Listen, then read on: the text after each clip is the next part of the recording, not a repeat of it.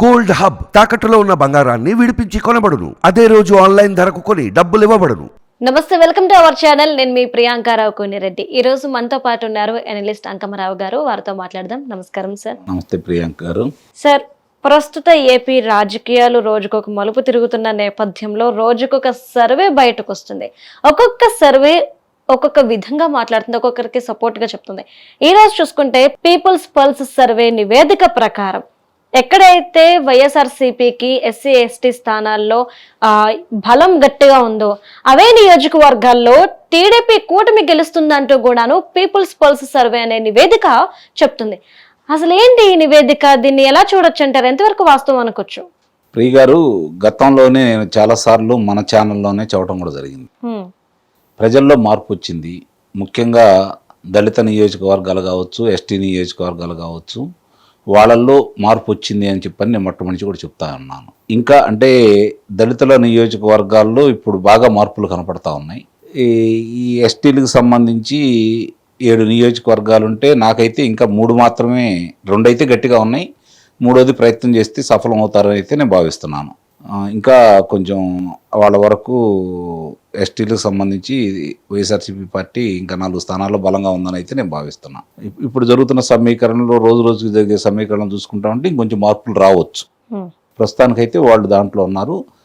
దళితుల నియోజకవర్గాల్లో మాత్రం తెలుగుదేశం పార్టీ ఆధిక్యత వస్తుంది, అందుట్లో ఎలాంటి సందేహం కూడా ఏం లేదు. ఇప్పుడు 2 విధాలుగా మాత్రమే ప్రజలు ఆలోచించుకుంటున్నారు. ఒకటి, గత ప్రభుత్వం చేసినటువంటి కార్యక్రమాలు, ఈ ప్రభుత్వం ఇప్పుడు వచ్చిన వాళ్ళు ప్రతిపక్షంలో ఉండగా వీళ్ళు చేసినటువంటి వాగ్దానాలు, చెప్పినటువంటి అబద్ధాలు, వాటిని ఆధారంగా తెలుగుదేశం ప్రభుత్వం ఏం చేసింది, వీళ్ళు ఏం చేశారని చెప్పిన వాళ్ళకై వాళ్ళు ఈరోజు చర్చలు చేసుకుంటున్నారు. అది చాలామందికి తెలియని విషయం ఏంటంటే, ఇంకా ఇది జనంలోకి వెళ్ళలేదు, పెద్ద వ్యతిరేకత లేదు, ఈయన పథకాలు ఇస్తున్నాడు, లబ్ధిదారులంతా ఈయనంటే ఉన్నారు అని చెప్పి ఇప్పటికీ చాలా భ్రమలో ఉన్నారు. ఇప్పుడు వచ్చినటువంటి ఈ ఫలితాలకు సంబంధించి చూసుకుంటా ఉంటే ఇప్పుడు ఒక 15 మంది వీటి గురించి ప్రకటించడం కూడా జరిగింది. 3 మాత్రమే వైఎస్ఆర్సీపీ పార్టీకి అనుకూలంగా చేస్తున్నారు. మిగిలిన 12లో కూడా తెలుగుదేశం పార్టీ, జనసేన కూటమి, ఇప్పుడు కలిసినటువంటి భారతీయ జనతా పార్టీ కూటమి అధికారంలోకి వస్తుందని చెప్పని చెబుతున్నారు. ఎందుకు అధికారంలోకి వస్తుంది? 151 స్థానాలు గెలిచినటువంటి జగన్మోహన్ రెడ్డి గారు 2,63,00,000 కోట్ల రూపాయలు బటన్ నొక్కి ఇచ్చాడు కదా, ఎందుకు ఓడిపోతున్నారు అని చెప్పని ఇప్పుడు చాలామంది కూడా విశ్లేషణ చేసుకుంటున్నారు. దాంట్లో 3 కారణాలు చాలా స్పష్టంగా కనపడుతున్నాయి. ఈ పథకాలు అనేవి ఈయన పుట్టించలేదు, ఈయన ద్వారానే ప్రారంభం కాలేదు.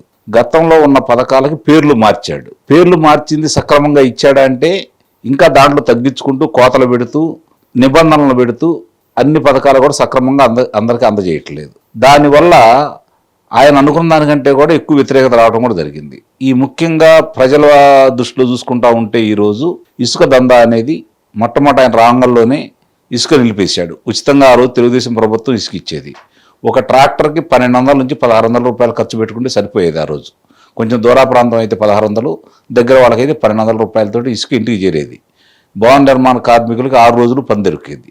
ఈయన వచ్చిన తర్వాత సంవత్సరం దాన్ని ఇబ్బంది పెట్టినందువల్ల చాలామంది భవన నిర్మాణ కార్మికులు ఆత్మహత్యలు చేసుకున్నారు. ఈ రోజు కూడా ఉపాధి లేక, ఎందుకంటే 1,600 రూపాయలు వచ్చేది ఈరోజు 10,000 అయింది. 6,000 రూపాయలకు వచ్చేటువంటి ఒక లారీ ఇసుక ఈరోజు 40,000 దాకా పెరిగిపోయింది. అంటే ఇసుకతో పాటు అన్నీ పెరిగినాయి. ముఖ్యంగా ఈ భవన నిర్మాణ కార్మికులు వాళ్ళని రోజు 6 రోజులు పని ఉండే వాళ్ళని ఈరోజు 3-4 రోజులు కూడా పని లేని పరిస్థితిలోకి వచ్చారు. వాళ్ళు చాలా వరకు దాదాపు పారిపోయారు. ఈరోజు ఎవరు ఈ గుత్తేదారులు అందరూ ఉంటే ఎవరైతే ఉన్నారో వీళ్ళ వేధింపులు తాళలేక, వీళ్ళకి వాటాలు ఇవ్వలేక చాలామంది కూడా గతంలో ప్రారంభించి పూర్తి చేశారే తప్ప కొత్తగా ఎవరు మొదలు పెట్టలేదు. కాబట్టి వాళ్ళ పట్ట కొట్టేశాడు. ఇక రెండో అంశం వచ్చేసరికి నిరుపేదలు కావచ్చు, రోజువారీ కూలీలు కావచ్చు, పట్టణాల్లో నివసించే వాళ్ళు కావచ్చు, రోజు అంటే 100 రూపాయలు సంపాదించుకున్నా కూడా కడుపు నింపే విధంగా 3 పూట్ల 3/5లో 15 రూపాయలు పెడితే అన్నా క్యాంటీన్లు అందుబాటులో ఉండేవి, ఇబ్బంది లేకుండా ఉండేది వాళ్ళకి. రిక్షా కార్మికులు కావచ్చు, అందరికి కూడా ఈరోజు వాళ్ళ పట్ట కొట్టాడు. వాళ్ళు కంప్లీట్గా అసలు కనీసం వాళ్ళ పేరు మార్చి వాళ్ళ నాన్నగారి పేరు పెట్టుకున్నా, ఆయన పేరు పెట్టుకున్నా కూడా ఎవరు బాధపడేవాడు కాదు. అసలు అన్నా క్యాంటీన్లే లేకుండా చేసేసాడు. ఇట్లా ఒక వర్గాలు కాకుండా, ఒక కులాలు కాకుండా, ఒక మతాలు కాకుండా, ఒక ప్రాంతం లేకుండా పరిపాలనలో ఉన్నటువంటి వైఫల్యాలే ఈరోజు అతనికి పెను శాపాలై ఎదురు దోలుతూ ఉంది. ప్రజలు ఆలోచించుకున్నారు. మీరన్న దాని ప్రకారం చూసుకుంటే ఒకప్పుడు 2019లో ఈరోజు వైఎస్ జగన్మోహన్ రెడ్డి గెలిచాడు అంటే వీళ్ళే ఈ ఎస్టీలే. సో అంటే ఆ రోజు అంత సపోర్ట్గా ఉన్నారు, అధికారంలోకి వచ్చిన తర్వాత కూడా వీరు అంతే సపోర్ట్గా ఉన్నారు. ఇటు జగన్మోహన్ రెడ్డి కూడా ఏ కార్యక్రమానికి వెళ్ళినా ఏ సభకి వెళ్ళినా మొదటగా నా ఎస్సీలు నా ఎస్టీలు అంటూ మొదలు పెడతారు. మరి ఇది నమ్మసఖ్యమేనా? నిజంగా ఎస్టీలు జగన్మోహన్ రెడ్డికి వ్యతిరేకం అవుతారంటారా? అంటే డాక్టర్ సుధాకర్ గారిని చంపిన తర్వాత కూడా వాళ్ళు ఆయనకు అనుకూలంగా ఉంటారా? దళిత డ్రైవర్ సుబ్రహ్మణ్యాన్ని చంపి ఇంటి దగ్గర పడేసినటువంటి శాసనమండలి సభ్యుడిని ఆయనతో పాటు ఆయన వాహనంలో తిప్పుకుంటూ సభలు సమావేశాల్లో నిలబెట్టి ఆయనకు గౌరవిస్తూ ఉంటే ఇవన్నీ ఆలోచించరా ప్రజలు? అబ్దుల్ సలాం గారు కుటుంబం మొత్తం ఆత్మహత్య చేసుకుంది కదా. ఈరోజు ఇదే దళితులకు సంబంధించి 300 మంది వీళ్ళ చేతులు అతులయ్యారు కదా. బీసీలని చంపేశారు కదా, బహుజన వర్గ వాళ్ళందరినీ కూడా. మరి ఇవన్నీ ప్రజలు వ్యతిరేకత రాదా? అంటే చంపిన వాళ్ళకి బంధువులు ఉండరా? చంపిన గ్రామంలో ఆ పరిస్థితి తెలియదా? ఈరోజు ఒక్క నిమిషంలోనే ప్రపంచం మొత్తంలో ఏం జరుగుతుందో చరవాణి ద్వారా అందరికీ అందుబాటులోకి వస్తుంది కదా. ఇవన్నీ ఈరోజు ప్రజలు చర్చించుకోవట్లేదా? నిన్నటిదాకా మీరు అన్నారు వాళ్ళ సభలకి సమావేశాలకు జనం వస్తున్నారు అంటే. అంగన్వాడీలను బెదిరించారు, ఆశా వర్కర్లను బెదిరించారు, మరి ఆడవాళ్ళని ఎవరైతే లబ్ధిదారులు ఉన్నారో వాళ్ళందరినీ బెదిరించి తీసుకురావడం కూడా జరిగింది. దానికి వాలంటీర్లు సహకరించారు, నాయకులు సహకరించారు. అధికారంలో ఉంది కదా, దౌర్జన్యాలు చూసి భయపడిపోయి మనకెందుకు అని చెప్పని వచ్చేసారు. మరి ఇప్పుడు ఎందుకు రావట్లేదు? అంతమంది విపరీతంగా వచ్చారు కదా నిన్నటిదాకా, మరి ఇప్పుడు ఎందుకని రావట్లేదు? ప్రజల్లో కోపం ఉంది, ఈయన మీద అసహ్యం ఉంది, వాళ్ళు అవమానాలు పాలయ్యారు, హత్యల పాలయ్యారు. ఆ బంధువర్గాలంతా ఈరోజు వ్యతిరేకంగా ఉన్నారు. మరి వాళ్ళు ఈరోజు ఎట్లా ఆలోచిస్తారు? వాళ్ళు ఎందుకు ఆలోచిస్తారు? ఆ రోజు తెలుగుదేశం ప్రభుత్వం ఉండగా వాళ్ళ పిల్లలను చదివించారు, బెస్ట్ అవైలబుల్ స్కూల్స్ అన్ని పెట్టారు, వాళ్ళకి మంచి చదువులు చదువుకునే అవకాశం కలగజేశారు. వీళ్ళు వచ్చిన తర్వాత దాన్ని రద్దు చేశారు. మరి అది కూడా ఆలోచించుకుంటారు కదా అదే తల్లిదండ్రులు. ఇప్పుడు స్కూళ్ళు మూసేశారు కొన్ని చోట్ల, వాళ్ళు దగ్గరలో ఎటు పిల్లలు నడిచి వెళ్ళలేక ప్రైవేటు స్కూల్లో ఆశ్రయిస్తున్నారు. మరి ఆ భారం మొత్తం తల్లిదండ్రుల మీదే పడుతూనే ఉంది కదా. ఇవన్నీ ప్రజలు ఆలోచిస్తారు కదా. ఒక బటన్ నొక్కితేనే సరిపోదు కదా. ఈరోజు మద్యపాన నిషేధం అన్నాడు, ముఖ్యంగా మహిళలకు సంబంధించి మద్యపాన నిషేధం అన్నారు, నమ్మారు. నిజంగానే వాళ్ళు ఎంతో ఇబ్బంది పడుతూ ఉన్నారు. ఇప్పటి వరకు 3,000 మంది చనిపోయారు దీనివల్ల. 30,000 మంది వాళ్ళు చెప్తున్నారు కానీ 3,000 మంది చనిపోయారని చెప్పని ఈరోజు ప్రభుత్వ అధికార గణాంకాలే చెప్తా ఉన్నాయి.